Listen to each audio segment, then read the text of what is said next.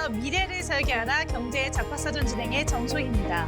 오늘은 유예빈, 고소영 아나운서와 함께합니다. 안녕하세요. 안녕하세요. 간밤 글로벌 증시 그야말로 역사적인 순간을 맞이했습니다. 미국의 S&P 500은 지수가 사상 처음으로 꿈의 7,000선을 터치했고 우리 코스피도 이에 질세라 5,200선의 고지를 넘어섰습니다. 미국은 FOMC에서 기준 금리를 동결하는 결정을 내렸는데요. 이런 불확실성이 사라지고 또 기업들의 호실적이 나오면서 반도체주들이 날아올랐고 메타와 테슬라 같은 빅테크에 대한 기대감도 여전함을 증명했습니다. 이 훈풍은 그대로 국내 증시로 이어졌는데요. 오늘 코스피 장 초반부터 사상 최고가를 경신했습니다. 특히나 개인의 힘이 강한 하루였습니다. 이 외국인과 기관이 쏟아내는 물량을 우리 개인 투자자들이 모두 받아내면서 지수를 단단하게 지켰습니다. 반면 코스닥의 주인공은 기관이었습니다. 기관의 1조 원 넘는 폭풍 매수 속에 시총 왕좌의 전쟁도 치열한 상황인데요. 에코프로비엠과 에코프로비가 급등하면서 알테오젠을 제치고 시총 1, 2위를 탈환했습니다. 바이오에서 다시 2차 전지주로 주도권이 넘어가는 것인지 앞으로의 흐름을 잘 지켜보셔야겠습니다. 이렇게 미국발 훈풍과 뜨거운 수급 전쟁이 맞물렸던 오늘 증시, 자세한 내용 하나씩 짚어보도록 하겠습니다. 먼저 간밤 뉴욕 증시 소식부터 하나씩 알아볼 텐데요. 유예빈 아나운서 전해주시죠. 네, 간밤 미증시가 새로운 기록을 세웠습니다. S&P 500 지수가 처음으로 장중 7,000선을 돌파했는데요. 반도체주의 강력한 질주와 기준금리 동결이 겹치면서 장 초반 시장 분위기는 굉장히 뜨거웠습니다. 다만 뉴욕 증시 3대 지수는 혼조세로 마감을 했는데요. 다우 지수는 약보합권에서 거래를 마쳤고요. 기술주 중심의 나스닥 지수는 0.17% 상승하며 23,850선에서 거래를 마감했습니다. 반면 S&P 500 지수는 장중 상승분을 일부 반납하며 약보합권에서 마무리했습니다. 이렇게 장 초반에는 힘있게 출발했지만 이후에는 아무래도 FOMC 결과를 경계하는 듯한 모습을 보였는데요. 연준은 이번 회의에서 기준금리를 연 3.5%에서 3.75%로 동결하면서 이로써 지난해 3차례 연속 있었던 금리 인하 기조를 멈추게 됐습니다. 이어서 섹터별 흐름 함께 살펴보겠습니다. 오늘 시장의 중심은 단연 기술주와 에너지주였는데요. 그중에서도 눈에 띈 종목은 엔비디아가 있습니다. 그동안 미중 반도체 갈등으로 분위기가 다소 얼어 있었죠. 그 냉기 속에서 이제야 훈풍이 불어오는 듯한데요. 로이터 통신에 따르면 중국 정부가 알리바바와 바이트댄스 등 자국 AT 대기업의 엔비디아 H200 칩 구매를 허가한 것으로 전해졌습니다. 이 영향으로 오늘 엔비디아 1.59% 상승 마감했습니다. 반면 아마존은 오늘 다소 아쉬운 모습 보였는데요. 0.68% 하락하며 장 마감했습니다. 아마존은 데이터 센터 투자 부담을 줄이기 위해서 수천 명의 인력 감축 계획을 발표했죠. 여기서 중요한 점은 이 구조 조정이 AI에 더 집중하기 위한 비용 조정이라는 점 체크하셔야겠습니다. 이외에도 마이크론 테크놀로지가 6.1% 상승하며 기술주의 힘을 실어줬고요. 헬스케어주는 오늘 대부분 하락 마감했습니다. 간밤 글로벌 이슈 이야기 한번 나눠보겠습니다. 먼저 금리 동결 소식인데요. 지난밤 FOMC 회의에서 기준금리를 연 3.5%에서 3.75%로 동결했습니다. 지난해 3차례 이어졌던 연속금리 인하 흐름을 이제 멈추게 된 건데요. 더불어 연준은 미국 경제가 비교적 견조하지만 물가 부담은 여전히 남아있다라고 설명했습니다. 이번 결정으로 한미 기준금리 차는 1.25%포인트를 유지하게 됐습니다. 다음은 원자재 소식입니다. 금 가격이 사상 처음으로 온스당 5,300달러를 돌파했습니다. 여기에 은 가격도 110달러를 넘어섰는데요. 시장 변동성이 커질수록 금과 은 같은 안전자산으로 자금이 몰리는 흐름 한번 확인할 수 있겠습니다. 이어서 환율 변동 소식입니다. 급격한 달러 약세가 되풀이됐는데요. 미국이 전일 급격한 달러 약세를 의식하는 듯한 발언을 내놓으면서 1,430원대 반등이 예상됩니다. 여기에 해외 주식 투자 환전 수요와 수입업체 결제 수요까지 겹치면서 환율은 당분간 상승 압력이 불가피할 것으로 보입니다. 마지막으로 종목별 소식 알아보겠습니다. 먼저 어젯밤 테슬라 실적 발표가 있었죠. 일론 머스크는 모델 S와 모델 X의 생산 중단 계획을 공식화했습니다. 사실 그동안 테슬라의 상징적인 모델이었는데요. 이제는 미래를 위한 선택이라는 설명을 덧붙였습니다. 그간 모델 S와 X를 생산하던 미국 프리몬트 공장 라인은 이제는 휴머노이드 로봇 옵티머스 생산 라인으로 확정되는데요. 이어서 머스크 CEO는 이를 통해 연간 약 100만 원대 규모의 옵티머스 생산 능력을 확보하겠다는 목표를 밝혔습니다. 이어서 ASML입니다. 네덜란드 반도체 장비 업체 ASML이 사상 최대 실적을 기록했습니다. 4분기 매출과 순이익 모두 전년 대비 큰 폭으로 늘었는데요. 특히 눈에 띄는 부분은 올해 매출 전망을 상향 조정했다는 점입니다. 이를 통해서 시장에서는 반도체 투자 사이클이 여전히 살아있다는 신호로 해석하고 있습니다. 지금까지 미증시 마감 상황 전해드렸습니다.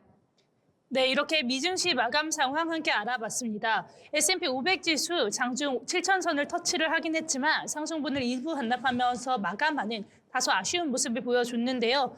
다만 지난해부터 이어졌던 금리 인하에 대한 기소가 멈춘 만큼 시장의 통화 정책을 시장이 어떻게 소화할지 앞으로 지켜봐야 할 것 같습니다. 이어서 알아두면 좋은 이슈들을 전해드리는 모이슈 시간입니다. 오늘은 또 어떤 알찬 내용이 준비되어 있을지 궁금한데요. 신예희 아나운서와 함께 만나보시죠. 반려동물과 함께 사는 가구, 이제 우리 사회에서 더 이상 낯설지 않은데요. 그런데 반려동물 병원비, 같은 치료인데도 병원마다 가격이 다르다는 이야기 한 번쯤 들어보셨을 겁니다. 오늘 모이슈에서는 반려동물 의료 체계의 변화에 대해 살펴보겠습니다. 전 세계 펫케어 산업은 매년 높은 성장률을 기록하고 있습니다. 국내 시장 역시 연평균 두 자릿수에 가까운 성장세를 보이며 펫테크와 반려동물 의료 분야에 결합이 빠르게 진행되고 있는데요. 특히 AI 기반 질병 예측, 웨어러블 기기를 통한 건강 데이터 축적 등으로 의료 서비스의 정밀도도 점점 높아지고 있습니다. 하지만 시장의 성장과는 달리 반려동물 의료비에 대한 불만은 꾸준히 제기돼 왔는데요. 같은 질환인데 병원마다 진료비 차이가 크고 경우에 따라서는 수십 배까지 차이가 난다는 지적도 있습니다. 진료비 기준이 없다는 점은 보호자뿐 아니라 펫보험 시장에도 부담으로 작용해 왔는데요. 보험사는 손해율을 예측하기 어렵고 소비자는 보험료가 비싸다고 느끼는 구조였습니다. 이런 문제를 해결하기 위해 정부가 반려동물 의료체계 개편을 추진하고 있습니다. 핵심은 바로 공익형 표준 수가제인데요. 공공병원을 중심으로 약 20개의 기초진료 항목에 표준 진료비를 우선 적용하고 취약계층의 진료 공백을 줄이겠다는 취지입니다. 또 표준 수가를 자발적으로 준수하는 민간 동물병원을 상생동물병원으로 지정해 전국 400곳까지 확대하는 방안에 대한 계획도 밝혔습니다. 또한 동물병원이 초진료 입원비, 백신 등 주요 진료 항목을 병원 내부와 홈페이지에 의무적으로 게시해야 하는 시스템도 확대하고 있습니다. 또한 기존 예방진료 중심이었던 의료비 부가가치세 면제 범위가 치료 목적까지 확대되면서 대부분의 진료가 면세 대상이 되는 구조가 되고 있는데요. 이는 반려동물 의료비 부담을 직접적으로 낮추는 변화로 이어질 전망입니다. 이러한 변화는 펫보험 시장에도 영향을 주는데요. 현재 펫보험은 인지도가 매우 높지만 실제 가입률은 10% 초반 수준에 머물러 있습니다. 가장 큰 이유는 월 보험료 부담과 보장 구조에 대한 불신인데요. 하지만 표준 진료 코드와 수가 체계가 자리 잡으면 보험사는 보험료 산정을 보다 정밀하게 할 수 있고 소비자는 보장 내용을 예측하기 쉬워집니다. 실제로 최근 2년간 반려동물 치료비는 2배 가까이 증가하며 보험 필요성에 대한 책임도는 빠르게 높아지고 있습니다. 의료비 기준이 생기고 정보가 공개되면서 소비자의 선택도 조금씩 달라질 텐데요. 따라서 2026년은 반려동물 의료와 보험이 각자 따로가 아니라 하나의 체계로 연결되기 시작하는 해가 될 전망입니다. 이상으로 반려동물과 함께 사는 시대의 새로운 이슈, 의료체계의 변화에 대해 살펴봤습니다. 지금까지 모이씨였습니다. 네, 정말 부르는 게 값이라는 말이 나올 정도로 천차만별이었던 동물병원비였는데요. 이 반려인들한테는 한편으로 마음 무거운 숙제였을 것 같습니다. 이렇게 기준이 생기고 내역이 투명하게 공개된다면 적어도 비용 때문에 치료를 망설이는 일은 없을 것 같습니다. 이 반려가구가 천만 시대에 되고 있기 때문에 이렇게 합리적인 의료 문화가 정착되길 바라면서 저희는 계속해서 다음 소식 한번 이어가 보도록 하겠습니다. 네, 그럼 우리 시장에서 주목해 볼 만한 뉴스들도 오늘 살펴봐야겠죠. 고소영 아나운서 함께 이야기해 보도록 하겠습니다. 네, 글로벌 빅테크들이 엔비디아의 그래픽 처리 장치 의존도를 낮추기 위한 자체 반도체 개발을 이어가고 있습니다. 특히 마이크로소프트는 현지 시간 27일 대규모 AI 토큰 생성의 경제성을 획기적으로 개선하기 위해 설계된 추롯 가속기 마이아 200을 공개했습니다. 마이크로소프트의 자체 칩 공개는 지난 2023년 11월 마이아 100 공개 이후 약 2년 만입니다. 이 칩은 아마존과 구글의 최신 AI 칩보다 성능이 뛰어나고 기존 마이크로소프트 추론 가속기 대비 비용 효율성도 30% 개선됐습니다. 마이아 200에는 SK 하이닉스의 고대 역폭 메모리가 단독 공급되고 있습니다. 삼성전자가 구글과의 동맹을 확고히 하면서 SK와 마이크로소프트, 삼성과 구글의 AI 칩 동맹 구도가 완성된 셈입니다. 마이아 200은 미국 아이오와주 데이터 센터를 시작으로 애리조나주 등으로 확대될 예정입니다. 이를 통해 애저 클라우드 서비스 전반에서 엔비디아의 그래픽 처리 장치를 대체할 수 있을 것으로 예상됩니다. 네, 다음 뉴스입니다. 유럽연합과 인도가 처음 협상을 시작한 지 19년 만에 자유무역 협정을 체결했습니다.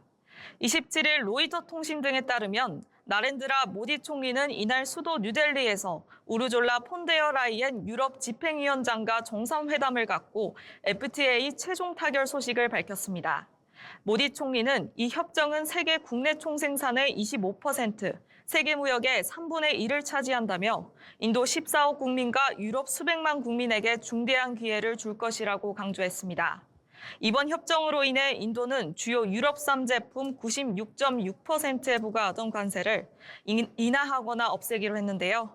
특히 유럽산 자동차에 부과하는 관세를 앞으로 5년간 기존 110%에서 10%까지 단계적으로 인하하기로 했습니다.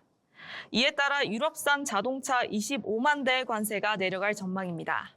또한 유럽은 이번 협정으로 향후 7년에 걸쳐 인도산 품목의 99.5%에 부과하던 관세를 인하하기로 했습니다. 미국의 관세 압박 속에서 양측이 전략적 협력 강화를 선택한 것으로 풀이됩니다.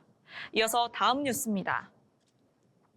정부가 설을 앞두고 역대 최대 규모인 27만 톤 규모의 성소품을 공급하고 농축산물 할인 지원에 910억 원을 투입합니다. 정부는 28일 경제관제 장관회의 겸 민생경제관계장관 회의를 열어 이 같은 내용이 담긴 설 민생안정대책을 발표했는데요. 이번 설 16대 성소품 공급 규모는 평시의 1.5배에 달합니다. 농산물은 계약 재배와 정부 비축 물약을 활용해 공급을 4배 확대할 예정인데요. 배추와 무는 11,000톤, 사과와 배는 4만 1,000톤을 시중에 공급합니다.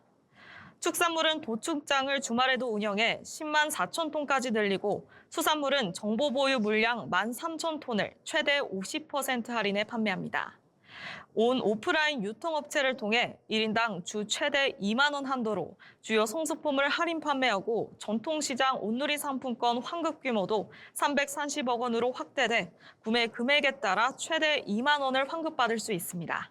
이상으로 뉴스 브리핑을 마칩니다. 네, 이렇게 엔비디아 그늘에서 벗어나려는 빅테크들의 반도체 독립 선언 이야기와 또 19년 만에 관세 장벽을 허물고 손을 잡은 유럽과 인도의 이야기까지 만나봤습니다. 이 기술의 흐름, 또 무역의 모양새가 그야말로 격변하고 있는 지금인데요. 이런 거대한 흐름 속에서 우리 정부는 당장 코앞으로 다가온 설 물가 잡기에 총력을 다하고 있는 모습입니다. 이렇게 안팎으로 분주한 경제 상황들 함께 짚어봤습니다. 아울러 본 방송에서 제공하는 정보는 투자 판단에 대한 조언일 뿐 해당 종목 가치의 상승 또는 하락을 보장하지 않습니다.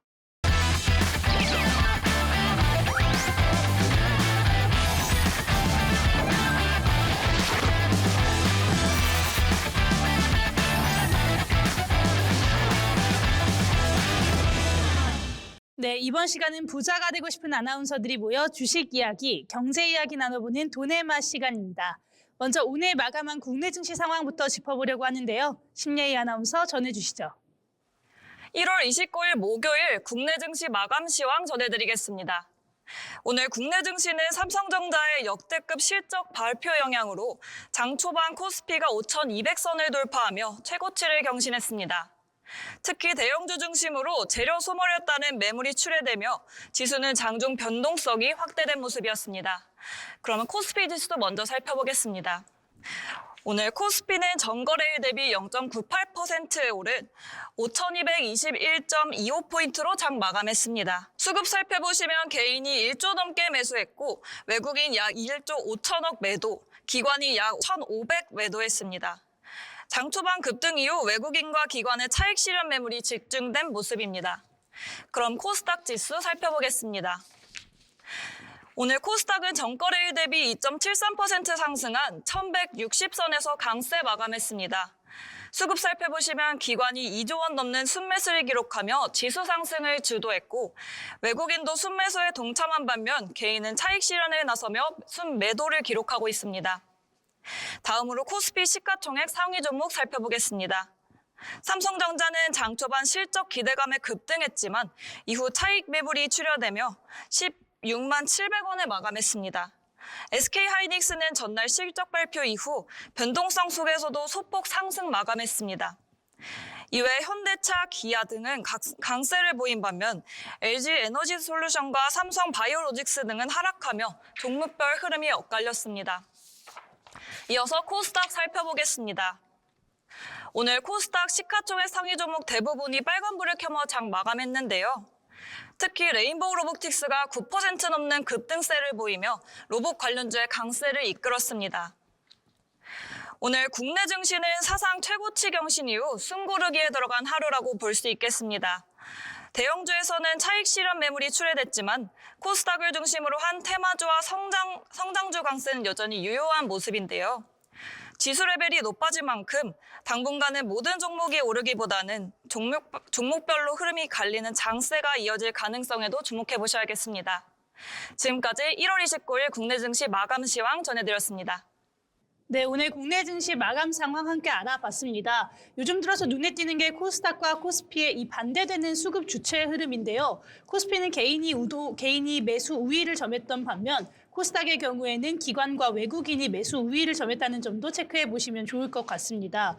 또 오늘 코스피 같은 경우에는 호실적을 발표한 반도체주들의 차익 실현 물량들이 나오면서 외국인과 기관의 매도세가 나왔고요.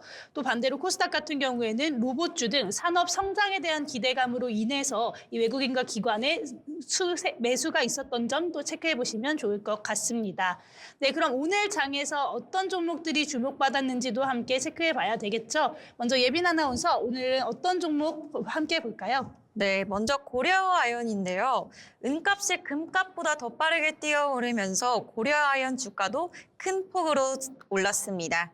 오늘 오전장을 기준으로 전거래일 대비 9% 오른 1,980만 원에 거래됐는데요.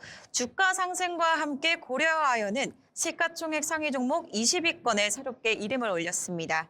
특히 은과 금 등 주요 금속 가격이 급등하면서 은 가격 상승에 유리한 고려아연의 사업 구조가 다시 주목받고 있는 건데요. 고려아연은 은을 재련 과정에서 부산물로 생산해 가격이 오를수록 이익이 빠르게 늘어나는 구조를 갖고 있습니다. 덧붙여 증권가는 은 가격 상승 흐름이 이어질 경우 고려아연의 실적과 기업 가치가 재평가될 수 있다고 보고 있습니다. 오늘장 차트 한번 살펴보겠습니다. 고려아연은 182만 7천 원에서 시작했는데요. 장중 198만 원을 터치한 후 195만 5천 원에서 종가 형성했습니다. 네, 이렇게 은값이 금값보다 가파르게 오르면서 고려아연이 직접적인 수혜를 얻었습니다. 이 재련 과정에서 부산물로 나오는 은 가격의 상승은 비용 증가가 없이 바로 이익으로 연결되는 구조이기 때문인데요. 이 귀금속 시장의 강세가 실적 개선으로 이어질지 지켜봐야겠습니다. 이어서 다음 특징주 함께 보겠습니다. 이번 특징주는 아쉬운 실적 소식으로 약세를 보인 LG생활건강입니다. 이 오늘장에서 투자 심리가 급격하게 얼어붙으면서 주가가 하락세를 그렸는데요. 원인 같은 경우 어제 장 마감 후에 전해진 충격적인 성적표 때문이었습니다. 이 LG생활건강은 지난해 4분기 영업 손실이 무려 727억 원을 기록하면서 적자로 돌아섰는데요.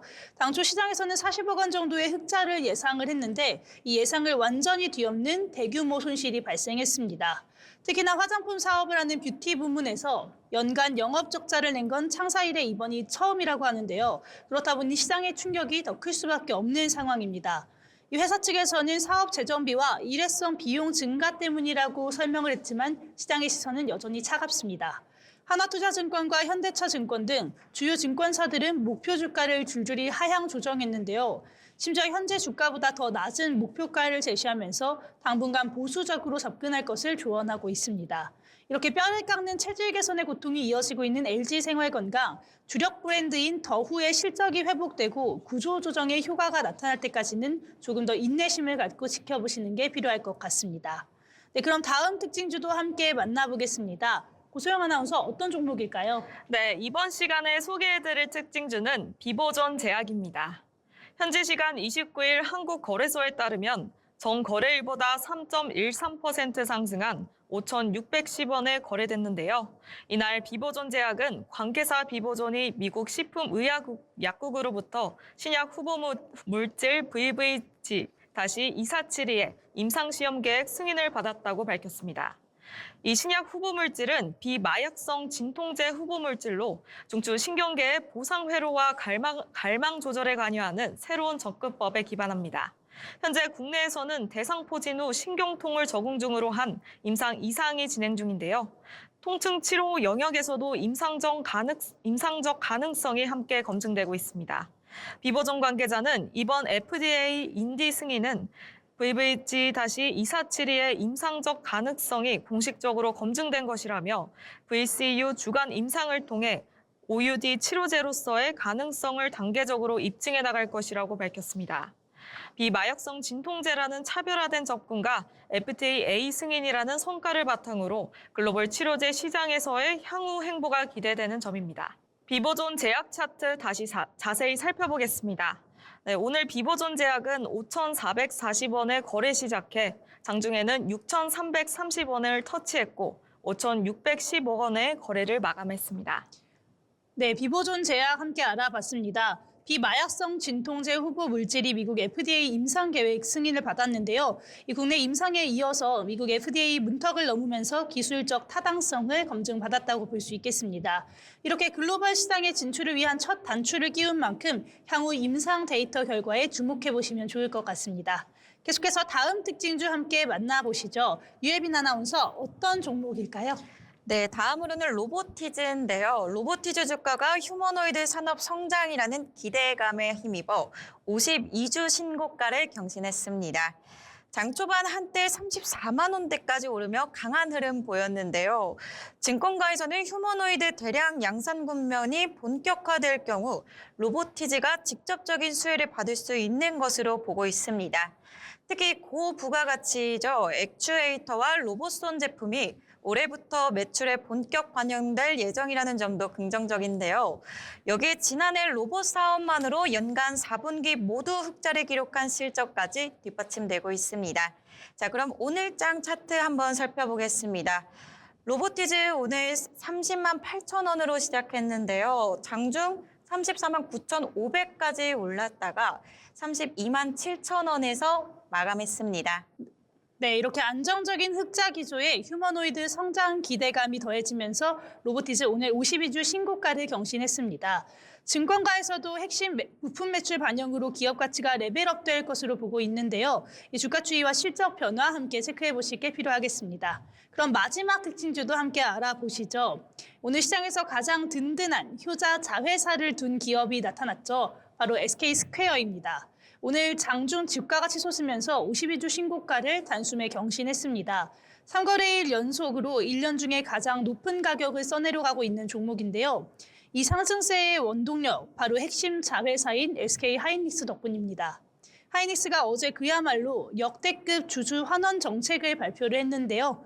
보유 중인 자사주 1,530만 주를 전량 소각하겠다고 공시했습니다. 여기에 실적은 더 놀랍습니다. 지난해 4분기 영업이익률이 무려 58%에 달하고요. 연간 영업이익으로 삼성전자를 뛰어넘는 기염을 토했습니다. 이 SK스퀘어는 SK하이닉스의 지분을 보유하고 있는 중간 지주사죠. 이 자회사의 주가가 오르고 가치가 높아지면 SK스퀘어의 순자산 가치도 함께 커지는 구조이기 때문에 이와 같은 강력한 상승세가 나타났습니다. 이 호실적의 주주 환원까지 자회사의 겹경사를 온몸으로 누리고 있는 SK스퀘어의 상승세, 앞으로도 계속해서 지켜봐야 할 것 같습니다. 네, 이렇게 오늘 장에서 주목받았던 특징주들 함께 만나봤는데요. 저희가 전해드리는 내용 참고하셔서 투자 포트폴리오 구상하시면 좋을 것 같습니다. 이어서 기업에 대해서 알아보는 기업사전 시간입니다. 고소영 아나운서 어떤 내용일까요? 네, 오늘 이달 초 미국 라스베이거스에서 열린 국제 전자제품 박람회 2026에서 아틀라스가 화제를 몰았죠. 아틀라스는 누운 상태에서 스스로 일어나고 백텀블링까지 시연하며 글로벌 미디어와 관람객들의 환호성을 받았습니다. 이 로봇을 만든 기업이 바로 현대차 보스턴 다이나믹스입니다. 네, 보스턴 다이내믹스는 MIT와 카네기 멜런 대학에서 교수로 재직했던 마크 레이버트 박사가 창립한 로봇 공합 기업입니다.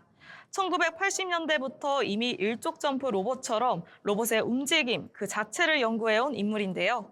이 회사는 처음부터 로봇을 정해진 동작만 수행하는 기기가 아니라 환경에 반응하며 스스로 균형을 잡는 존재로 만들고자 했습니다. 네, 보스턴 다이내믹스가 본격적으로 주목받기 시작한 건 유튜브 영상 덕분이었습니다.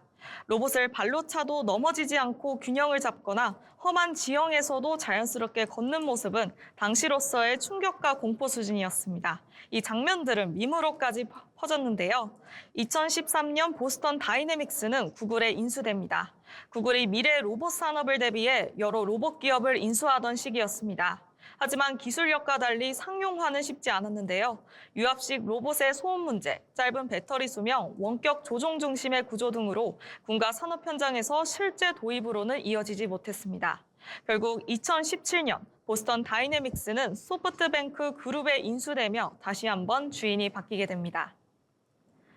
2020년 보스턴 다이내믹스의 가장 큰 전환점이 찾아옵니다. 현대 자동차 그룹 약 1조 원 규모로 인수하며 본격적인 상용화 전략이 시작된 것인데요. 이후 DHL과 물류 로봇 스트레치의 공급 계약을 체결했고 현대차 그룹의 공장과 물류센터에 스팟, 스트레치, 아틀라스를 대량 도입하는 계약도 발표됐습니다. 네, 보스턴 다이내믹스는 현대차 그룹의 피지컬 AI, 즉 AI의 몸 역할을 담당하는 핵심 기업으로 자리를 잡게 됐습니다. 2024년을 기점으로 보스턴 다이내믹스는 기존의 유압식 로봇에서 전동식 휴머노이드 로봇으로 방향을 전환합니다. 전동식으로 바뀌었음에도 인간의 가동 범위를 뛰어넘는 움직임을 구현했고 AI 기반 사물 인식과 강화 학습을 적용한 차세대 아틀라스를 공개했습니다. 이제 보스턴 다이내믹스는 단순히 잘 움직이는 로봇을 넘어서 실제로 쓰이는 로봇 산업을 바꾸는 로봇을 만드는 단계에 돌입했습니다. 현대차 그룹은 2028년 아틀라스를 미국 공장인 현대차 그룹 메타플랜트 아메리카에 투입하는 것을 목표로 하고 있습니다. 2030년에는 적용 범위를 각종 부품 조립 공정으로 확대하고 반복 작업 및 중량물 취급 등 더 복잡한 공정으로 역할을 확장한다는 계획입니다. 한편 현지 시간 22일 노조는 인공지능 휴머노이드 로봇의 생산 현장 투입과 관련해 노사 합의 없이는 불가능하다고 경고를 했는데요. 휴머노이드 로봇 공장 투입이 불러올 근로자와의 갈등은 현대차 그룹이 풀어야 할 과제로 전망이 됩니다. 네, 지금까지 기업 로고 사전이었습니다. 네, 오늘 함께 이야기 나눠봤는데요. 현대차가 왜 1조 원이라는 거금을 들여서 이 회사를 샀는지 아틀라스가 그 이유를 증명하고 있습니다. 이 AI라는 똑똑한 뇌에 가장 완벽한 몸을 입히겠다는 피지컬 AI 전략이 본 궤도에 오르고 있는 요즘입니다. 2028년 미국 공장에서 시작될 산업 로봇이 제조업의 패러다임을 바꿀 수 있을지 기대가 됩니다. 이렇게 이어서 알아두면 쓸데있는 정보도 한번 만나보려고 하는데요. 이번에 알쓸정 시간 정시연 아나운서가 준비했습니다. 여러분 지갑 속에 주민등록증 하나씩 다 가지고 계시죠? 그런데 자본주의 사회에는 이보다 더 중요한 제2의 신분증이 있다고 합니다. 바로 신용점수인데요. 사회에 첫 발을 내딛는 청년에게는 기회를, 또 노후를 준비하는 중장년층에게는 든든한 방패가 되어주는 신용점수. 오늘은 전 세대가 반드시 알아야 할 신용점수 관리의 3가지 법칙을 전해드리겠습니다. 첫 번째 법칙, 무조건 안 쓰는 게 좋은 건 아니다인데요. 많은 분들이 나는 빚지기 싫어서 신용카드도 안 쓰고 현금만 쓴다. 내 점수는 만점이겠지라고 생각하시는데요. 결론부터 말씀드리자면 틀렸습니다. 은행 입장에선 여러분은 정보가 없는 이른바 신파일러일 뿐입니다. 돈을 빌려줬을 때 잘 갚을 사람인지 판단할 근거가 없다는 뜻인데요. 점수를 올리면 신용카드를 한도 대비 30에서 50% 수준으로 연체 없이 꾸준히 사용하시면 됩니다. 나 이렇게 돈을 잘 갚는 사람이다. 은행에 증명하는 과정이 반드시 필요하다고 하네요. 두 번째는 내 점수를 갉아먹는 신용점수 킬러를 주의하셔야 합니다. 바로 리볼빙과 현금 서비스인데요. 이번 달 카드값을 다음 달로 미루거나 급하게 현금을 당겨 쓰는 이 기능들, 편리해 보이지만 사용하는 즉시 신용평가사는 여러분의 자금 사정이 급격히 나빠진 사람으로 인식합니다. 점수 하락은 물론이고 이자 부담도 크다고 하네요. 급전이 필요하시다면 차라리 은행의 마이너스 통장이나 비상금 대출을 활용하시는 것이 신용방어에 훨씬 유리하다는 점 꼭 기억하시길 바랍니다. 마지막 3번째는 숨은 점수 1점까지 찾아라입니다. 특히 소득증빙이 어려운 학생이나 은퇴하신 분들 주목해주세요. 비금융 정보 등록 제도인데요. 통신비, 건강보험료, 아파트 관리비 등을 6개월 이상 성실하게 냈다는 내역을 제출하면 가산점을 받을 수 있습니다. 요즘은 금융앱에서 내 신용점수 올리기 버튼 하나만 누르면 1분 만에 자동 제출되니까요. 돈 한 푼 들이지 않고 내 등급을 올릴 수 있는 이 기회 놓치지 마시길 바랍니다. 신용점수는 하루아침에 쌓이지 않지만 무너지는 건 한순간입니다. 오늘 방송이 끝나는 대로 스마트폰을 켜서 내 신용점수를 조회해 보시는 건 어떨까요? 지금까지 알아두면 쓸데있는 정보였습니다. 네, 알쓸정 이야기 함께 나눠봤습니다. 이 신용 점수 같은 경우에는 대출 한도 또는 금리와 직결되는 만큼 금전적인 손익과 곧바로 연결되는 아주 중요한 정보인데요. 무조건 카드를 안 쓰는 것보다는 적절히 사용을 하시고 상환 능력을 입증을 해서 비금융 정보를 등록하는 것이 신용관리에 유리하다는 점이 오늘의 이야기였습니다. 이런 오늘 내용 참고하셔서 금융 혜택 놓치지 마시기 바랍니다. 계속해서 우리 증권사에서 발간한 투자 리포트를 알기 쉽게 풀어드리는 투자 리포트 시간입니다. 예빈 아나운서, 오늘은 어떤 내용일까요? 네, 오늘은 엔터 시장의 대장주죠. 하이브의 투자 리포트를 살펴보겠습니다. 저는 오늘 교보증권 리포트를 준비해 왔는데요. 제목부터 눈에 띕니다. 나를 버리고 가시는 님은 심리도 못 간다. 이렇게 표현했는데요. 하이브 하면 K-팝을 넘어서 글로벌 엔터 산업을 이끄는 기업이죠. 특히 2026년에는 BTS 컴백과 월드 투어가 예정되어 있어서 시장의 관심이 그 어느 때보다 뜨거워지고 있습니다. 그렇다면 4분기 실적은 어땠을까요? 사실 숫자만 보면 조금 아쉬운 결과인데요. 왜 그런지 그 이유를 하나씩 살펴보겠습니다. 먼저 하이브의 4분기 매출은 7,082억 원입니다. 영업이익은 34억 원으로 예상되고 있는데요. 여기서 영업이익이 34억 원이라는 거는 사실 시장 예상치보다 크게 낮은 수준인 겁니다.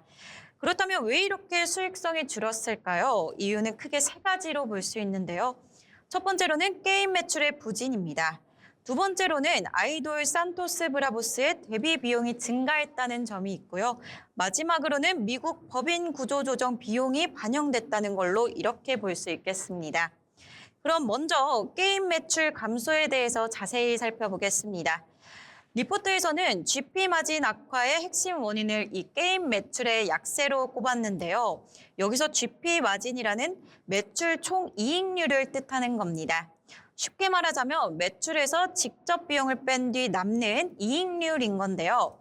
하이브는 하이브 IM이라는 게임 사업 부분이 있고요. 아키텍트 같은 액션 RPG 게임을 퍼블링하고 있습니다.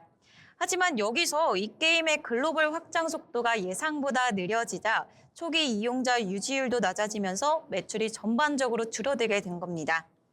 또 과거부터 운영해오던 리듬 게임이나 아이돌 육성 게임들도 라이프 사이클 후반으로 가면서 매출이 자연스럽게 감소했는데요.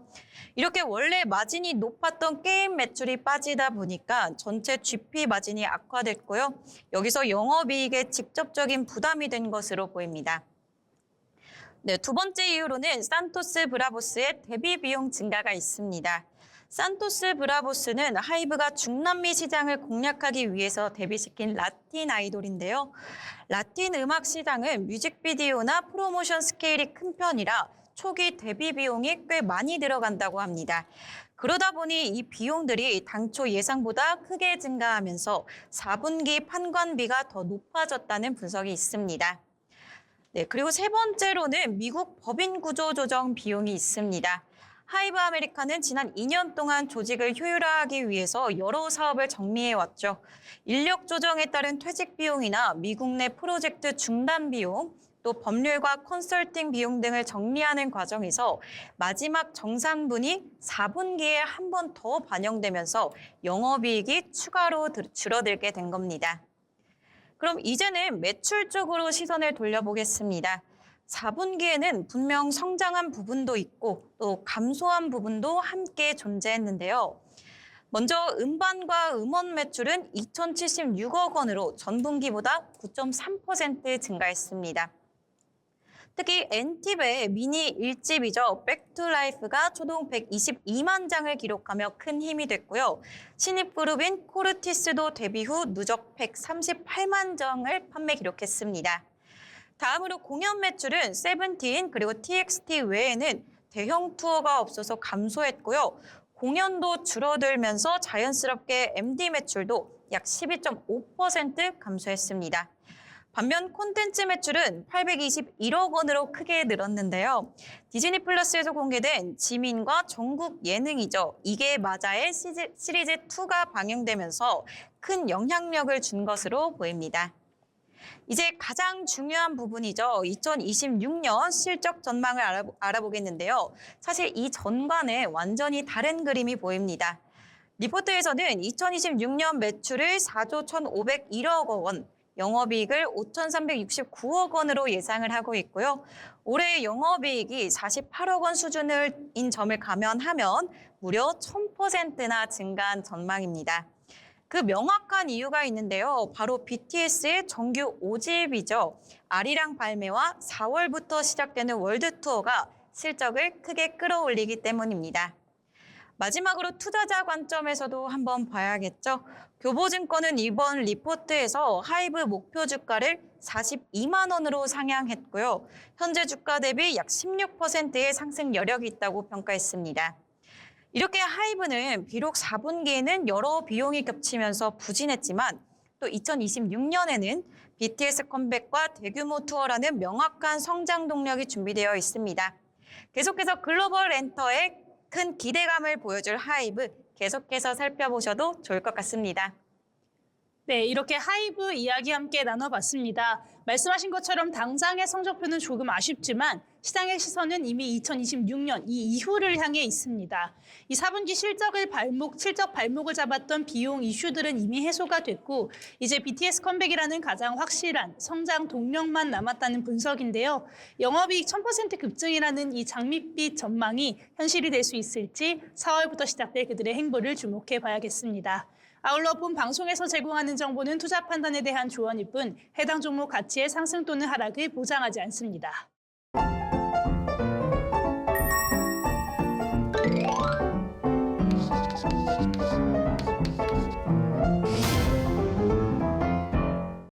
네, 오늘 시장도 이렇게 함께 만나봤는데요. 오늘 시장 간략하게 한번 정리를 해보려고 합니다. 전장 대비 상승 출발하면서 사상 처음으로 코스피가 5,200선을 넘어섰습니다. 이 장 초반에는 5,252선까지 오르면서 사상 최고치를 경신했는데요. 이내 하락으로 전환을 하면서 오늘 등락을 반복하는 마치 롤러코스터 장세가 연출이 됐었습니다. 이 롤러코스터 장세는 반도체 대장주의 실적 발표와 이에 따른 고점 부담이 작용한 것으로 해석해 볼 수 있겠는데요. 삼성전자와 SK하이닉스가 역대급 실적을 발표하면서 장 초반에 지수 상승을 견인을 해줬고 또 고점 부담에 차익 실현 매물이 출회가 되면서 이런 롤러코스터 장세가 나타났다고 볼 수 있겠습니다. 다만 이들 기업이 이날 실적 발표회에서 향후 전망을 발표하면서 투자 심리를 다시 자극했기 때문에 오늘 삼성전자는 하락, 그리고 SK하이닉스는 상승이라는 이런 반대되는 모습이 나타난 것 같은데요. 또 오늘 업종별로는 증권, 기계장비, 운송창고, 금융 등이 강세를 보였고요. 제약바이오주, 전기, 전자주는 약세를 보인 점도 체크해 보시면 좋겠습니다. 또한 코스닥도 장중 상승 전환에 성공했습니다. 지수는 전일 대비하면서 상승 출발을 했는데 등락을 반복하면서 변동성이 컸던 하루였습니다.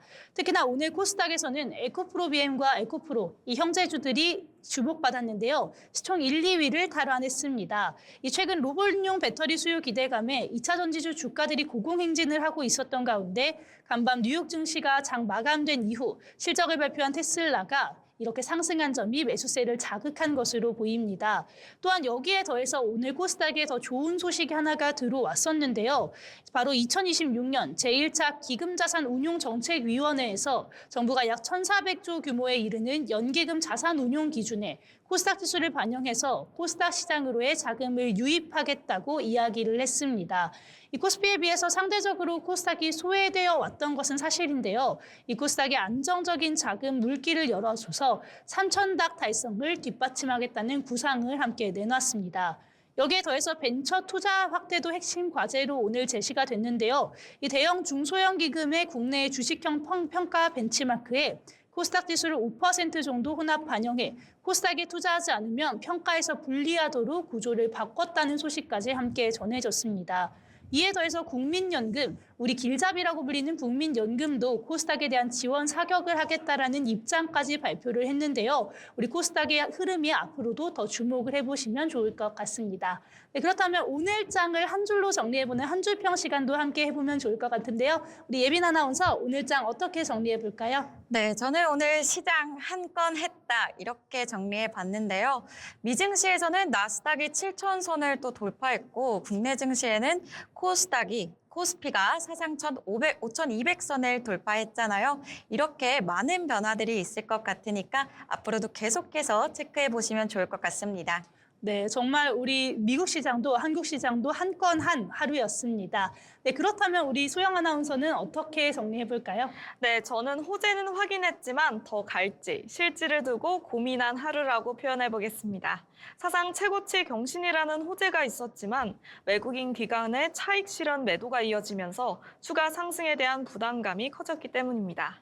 네, 맞습니다. 이 외국인과 기관이 차익 실현을 하려는 매물을 쏟아내면서 다소 주춤했던 오늘 하루였습니다. 네, 저는 아까 이야기했던 내용에서 하나 뽑아와서 이렇게 이야기를 해볼까 하는데요. 바로 롤러코스터 같은 하루였다. 이렇게 이야기해보겠습니다. 오늘 코스피와 코스닥 모두 상승으로 출발하기는 했지만 장중에 변동성이 극심한 모습을 보여주면서 급하게 하락하는 모습까지 보였습니다.